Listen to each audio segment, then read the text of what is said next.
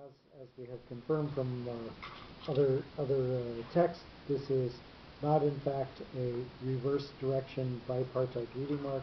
This is a single forward-focusing note, and it does make sense that everything that they are taking with them, they are focusing forward to the task at hand, and it's going to be there to serve them. So it still certainly makes sense in context that this is a single pashta, other than the fact that there are multiple words strung together. That is really the only thing here that is not mentioned.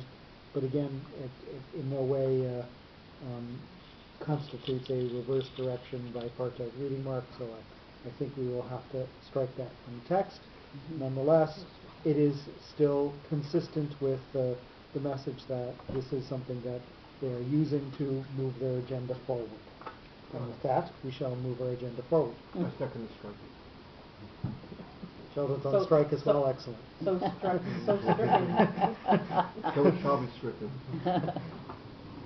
With the name of Moses, where are we? Yeah. Okay.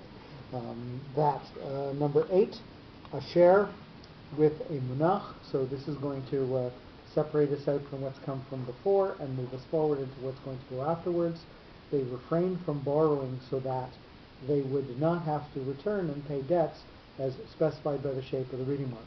So they truly are making a clean break from their previous lives and not having anything that would draw them back to go back there again. Hence the very sharp demarcation of the munach. Rachashu, they possessed with a katon. So this is a two-part note. Number 9, whatever they possessed was strictly their own and had been legitimately acquired and fully paid for, as illustrated by the bipartite shape of the reading mark. So not only did they possess it, but they strongly and unequivocally possessed it, and we're making that emphasis by having the katon, the bipartite note. Viet hanefesh, and with the soul, singular, with a tipcha. So this is a backwards facing note that's going to have a pause after it. It's going to focus us backwards on what had happened from before. Number 10, the people consisting of close friends, converts and admirers whom Avram took along to join the group with them, Itam, from Ur Kasdim, and with the soul of the new converts were all joined as referred backwards by the directional shape of the reading. So the concept of making this not so much a physical exodus as a spiritual one. What is happening is they are separating themselves out physically, but the main purpose, the main thing that's going to draw them all away and to stay with Avram is that they are truly being changed in terms of their soul. And that is why this goes back and encompasses everything that we've said up until now, that all of these people who are taking assets and breaking their ties physically and so on, the real purpose or the main focus is spiritual elevation and spiritual connection. And that is what's going to overwhelm everything that's happened from before. And that's why this is a backwards facing note that's going to pause after. This is the reason that they made all of those other choices. I also wonder if Rachashu with the katon has a bipartite meaning of rechush that is physical and mamash, and a rechush that is spiritual, which ruchnius and gashmius. That the assets that they acquired through their experiences and through their life courses.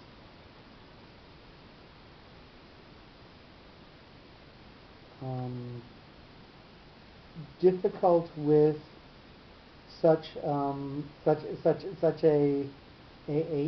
physically connected word.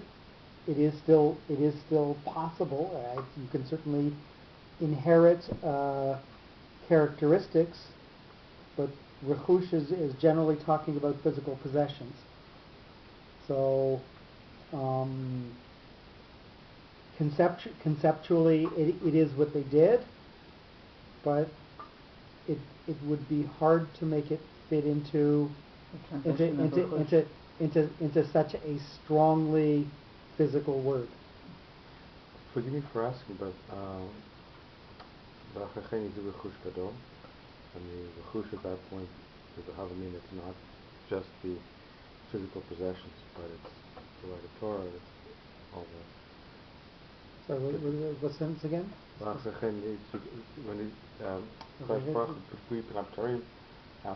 Yes, again, that truly is talking about the fact that they're going to take the physical possessions of the Egyptians. They're going to take the gold. They're going to take the dresses. And so it's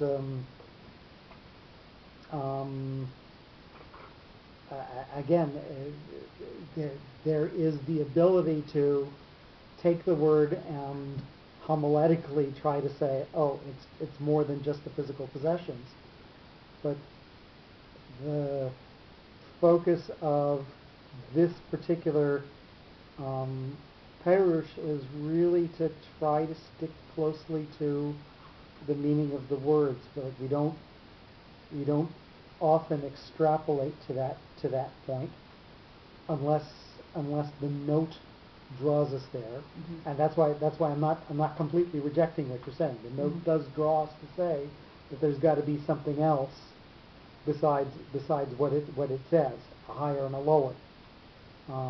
So I'm not rejecting it. I'm finding it hard with such a definitive word to say that that's what the higher is.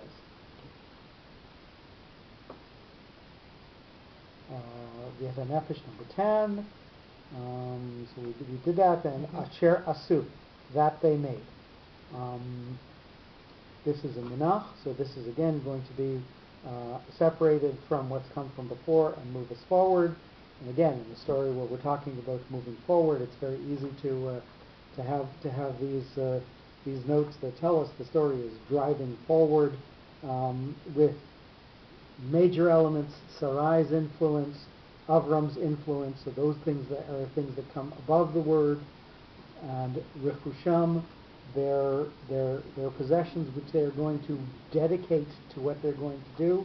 So those are again words that are going to come notes that are going to come on top of the word, but the rest of the story is just this driving forward that all is coming underneath the words. Number 11, those old friends from Ur Kasdim, Avram and Sarai, combined with new ones that they made recently by teaching the progressive ideology in the sense of Gemara, Kol hamelamed et chavero Torah ki'ilu asa'uhu, or asa'u. Anybody who teaches his friend Torah is as if he had created him, as if he had made him.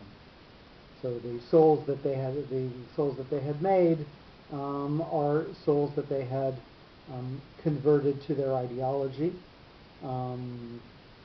and again, they are different now than they were before. So that is why they get the sharp demarcation of a munach, that the way they were before and the way they're going to be after, being influenced by Avram and Sarai, is completely different. Becharan, number 12, with the stabilizing at Nachta. Avram had the same influence on some people from Ur Kasdim that he had on Haran, where admirers decided to follow in the footsteps of their teacher, as demonstrated by the stabilizing shape of the reading mark.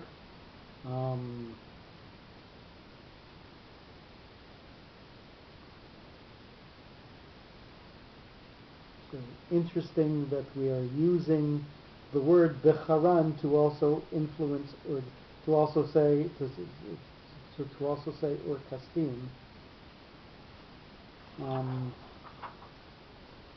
So we're trying, I guess, to say asu refers to Ur Kasdim, and becharan is really talking about Haran. So we're making that difference, and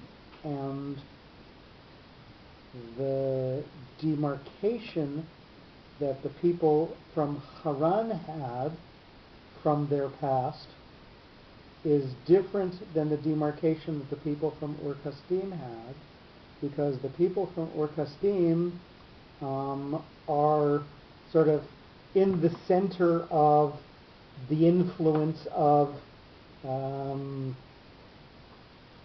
the other idolatrous philosophy. And while the people in Haran, who are more on the outskirts of that, are still influenced, and their character is stabilized by their relationship with Avram, they don't necessarily have so much of, they were more easily influenced maybe because they didn't have to make such a clean break from their previous life in order to be influenced. So they get the stabilizing etnachta without the very harsh difference of a monach. And we had also learned earlier that Ur Kasdim was physically very dangerous, where people who were not obeying the local rules were thrown into Huchana Eish. And that's one of the reasons why Terach felt he had to flee, but yet he felt more comfortable in Haran. And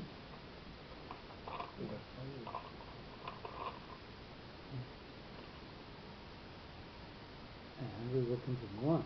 Vayetzu with the Revi'i, and they departed. Again, this note has a pause and a broadness to it. So we're going to try and find a broader definition of the word, and they departed. Number 13, by examples of Avram and Sarai, their admirers did likewise. And they departed together from Haran, accepting their unknown goal, as depicted by the broad meaning of the reading mark. So they're going out without necessarily knowing where they're going to. So they are leaving not only their physical location, they are leaving their previous philosophy as well. And perhaps that's the broadness we're seeing in the note with the E being given to, and they departed. They're departing not only physical surroundings, but attitudes and spiritual surroundings. Lalechet, foregoing, with a pashta, with two pashtaot. So again, a reminder, pashta normally comes on the last syllable of the word. If the accented syllable is not the last syllable, you get a second pashta that comes on the accented syllable. So you'll notice lalechet, on the second lamed there's a pashta, and on the tav at the end there's a pashta. So we're going to have both a forward-looking aspect to this and a doubleness to this word. Number 14, foregoing. Two words, foregoing. They undertook a decision, foregoing, to undisclosed locations along with Avram, to preach the new ideas about mercy, justice, God, and kindness, which were to replace brutality as signified by the double parallel directional reading mark.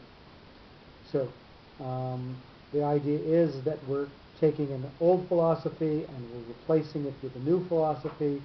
Hence we have the old way being left behind and the new way going forward. So we have this doubleness to the concept of leaving something behind and pushing something else forward, and it being on top of the word, so it is a higher ideal, and it is something that we are going to move forward with. Jeff, grammatically and translation-wise, is this word the lecha the same related to Lech Lecha? Yes. So. Because one is like advancing forward, and this one is going forward, for going. So the normal translation of lalechet would be to go. This would be the infinitive. So Lech Lecha is a command. Is you go. Is go. Okay. As in go with an exclamation. Go. Right.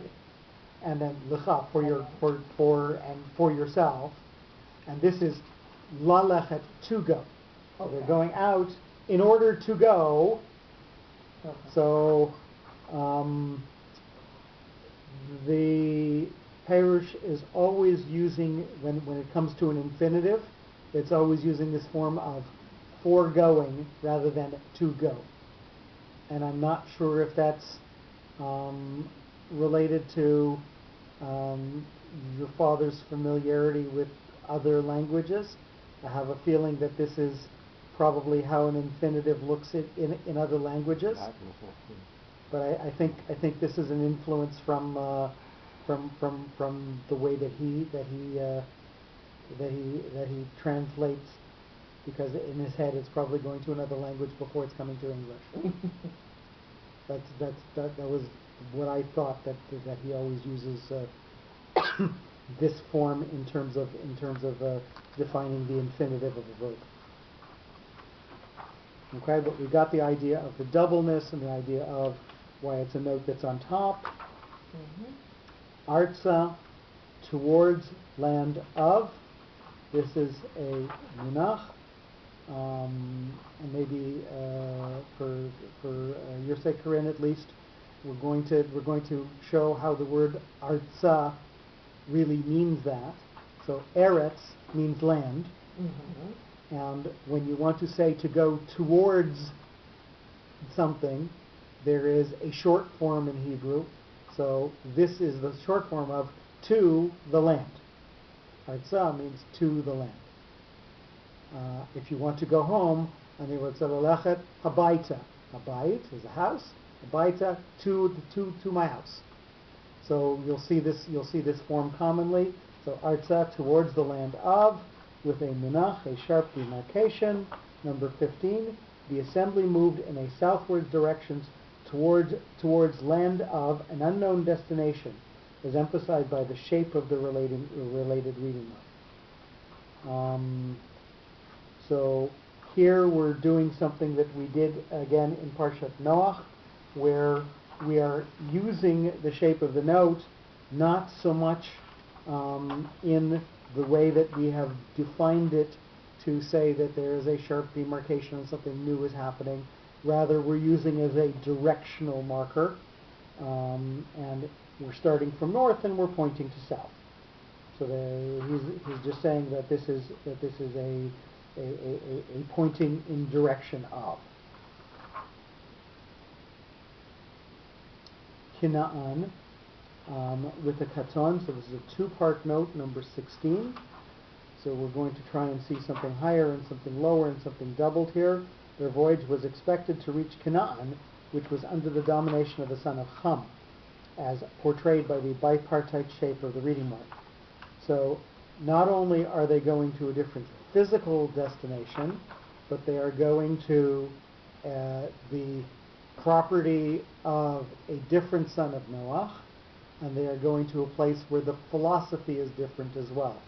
So not only is there a different physical surrounding, but there's also a different spiritual surrounding. There is also a different influence because it is the territory of a different one of Noah's sons. Vayavo'u, and they are, so again, that's why it gets a two-part note.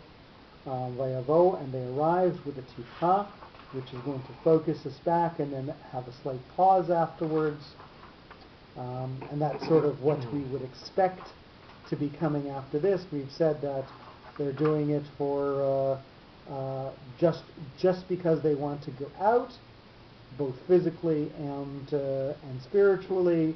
They are doing it in order to reach a place that is different, both physically and spiritually. And when they arrive, they're going to be different. And we're going to close this chapter of the journey. The journey wasn't so much what was important as being there and being different. So Vayava'u, closing the chapter of the journey, after some wandering in strange lands, eventually they arrived at the outskirts of the expected country, as manifested by the reverse inclination of the reading mark. So literally, they arrive means they get to just the border. They just get in, and then we have a pause. And what's going to happen when they cross the border? Artza, towards the land of, with a mercha. So this is lightly connected to what's come from before, but mostly focusing us forward. Having reached the countryside, they proceeded towards the land of the interior to learn the life and attitude of the people as revealed by the directional shape of the reading mark. So they come and they know that this is going to be a different place, and then once they step across the border, they have to acclimatize themselves to the new place. So they're moving forward with sort of an open mind into something that's new, and the journey from before is not so much the focus anymore. It's learning the new surroundings. Kina'an, with the sof pasuk, with the stabilizing end of the sentence.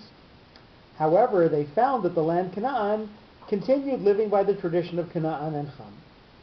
So they were hoping that when they went to a place that had a completely different son of Noach in charge of it, a completely different ideological bent, a completely different physical characteristics to the land, they were hoping that it'd be something different. And all they found is that they found a different entrenched philosophy where they didn't fit into that either. They found that it was sons of the land of Canaan, the influence of Ham, and they didn't they didn't find any more welcoming to be someone different there. They were hoping different place, different people, different surroundings, maybe different philosophy, maybe we'll be accepted here. So they were making an assumption, though, that it would be a philosophy that accepts them. But no, what they did find was something different. So their hope was that they would go with Avram, and he would be their influence and their source. And Avram is taking them to a place where everything is supposed to be different. Mm-hmm. But in many ways, even though it's different, it was the same. Same in its unacceptance. In its intolerance, then, yes. Yeah. Okay. I mean, it is different. Mm-hmm.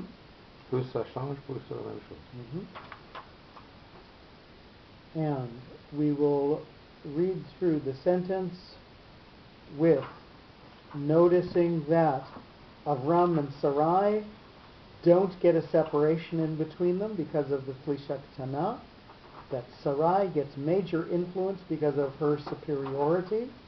Lot gets separated out from Avram and Sarai, and similarly the possessions get a separate place because they're being used for a purpose and focused and not tied to anything else, and the other people get their own space as well. Vayetzu, when they go out, stands alone. They're going out, they're leaving everything behind. So you're going to pause after that. They go to the land of Canaan, and they come there, and it's not what they expected. And you're going to hear that, I think, when we read through it again. Vayikach Avram et Sarai ishto v'et Lot ben achiv v'et kol rechusham asher rachashu v'et hanefesh asher asu b'charan vayetzu lalechet arza Canaan vayavou arza Canaan. Did you catch the remark? I'm sorry. We're going to read through the remark now.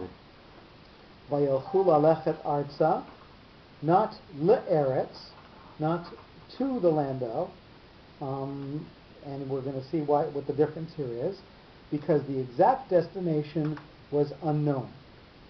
So arza means towards the land of, and le'eretz means specifically to the land of. So the difference between towards, in the direction of, and to, with that being your absolute known destination. So like Vayelech Harana or Vayetze Yaakov. Vayelech Haran went that direction towards Haran. Rashi's explanation there that Vayelech Harana equals Yatsa Lalachet Lecharan is incorrect, because the hey at the end indicates only a direction. Hey akivun, the hey that signifies direction, whereas le or el confirms a direction. Here we're seeing that they're just going in a general direction. They're not necessarily choosing that as a final destination, because they know that that's not really where they want to go. They want to be somewhere different, but that's not it either, and they're going to define their reality by who they attach themselves to and how they think, rather than the actual place. So the place doesn't have the significance, it's that it's different. 12:6, Vaya'avor, Mapach.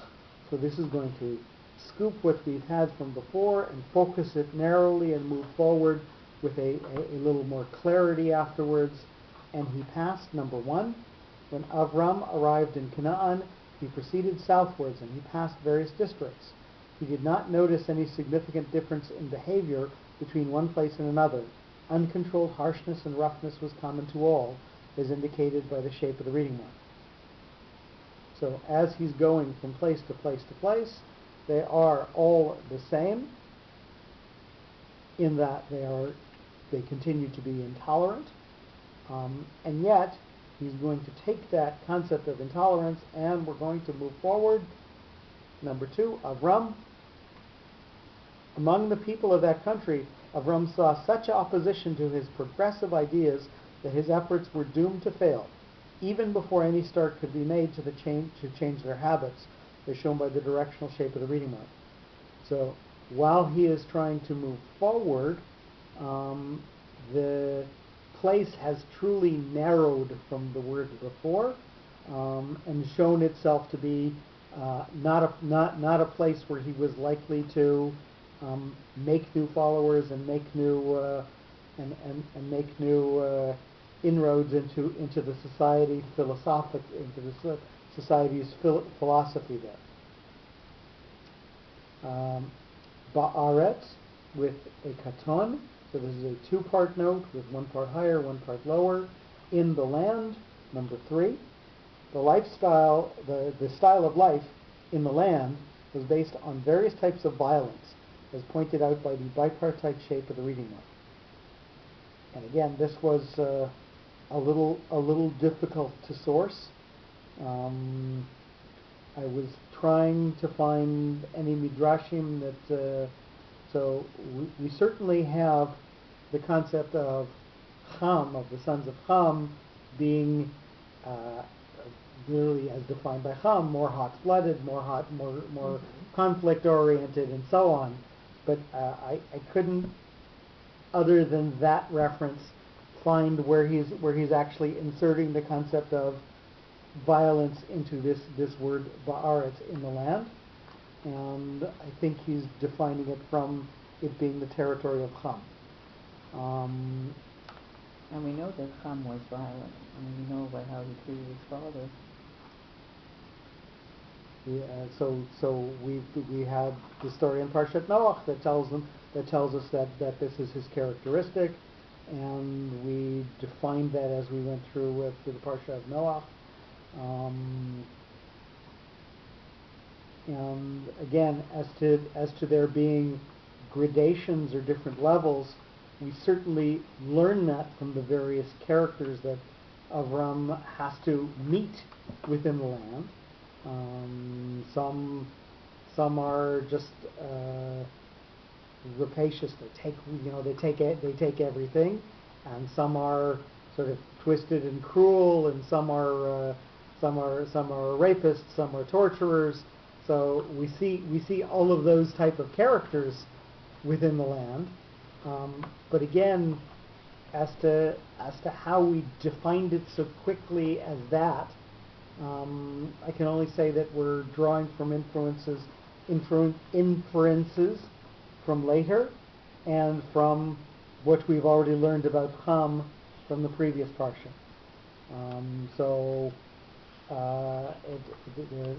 There's a broadness there that we've given it from our own influence, and we had to sort of squeeze that into the note that was there. Ad, so this is a yativ. The yativ is not a mapach. A yativ is the same shape as a mapach, so that same focusing cone, but it has a special placement and a different function. So a mapach is a servant note that connects to the note that's going to go afterwards. A yativ and a mapach comes on the syllable that's accented. So it will be in. So when we look back at Vayavor number 1, notice that that's on the bait. So that's the accented syllable there. The yativ comes even before the very first letter of the word.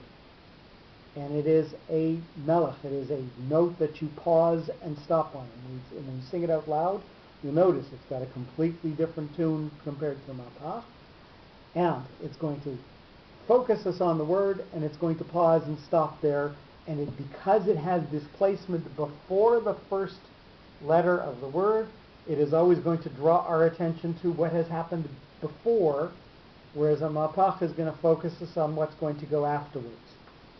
So now with that in mind, we're going to read number 4, till. Even though Avram was walking for quite a while, he could not stop because of the raging attacks by bands, till he arrived to an organized settlement as stressed by the shape of the reading mark.